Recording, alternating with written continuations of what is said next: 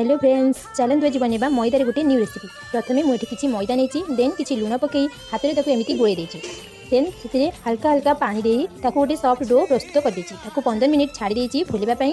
Then से भर मुझे कड़े नहीं कड़े किसी सुजी देती सुजी हल्का गोल्डन ब्राउन कलर होगा पर्यंत मुझे भाजी नहीं देन गोटे पात्र खोली सारापर से कड़े किसी नड़िया कूरा देती मुझे 2टी नड़ियार कूरा नहीं देन से नड़िया कूरा टी हल्का भाजी सारापर से चीनी पकई मिठा होगापी जी आप आवश्यक से अनुसार चीनी पकईबे।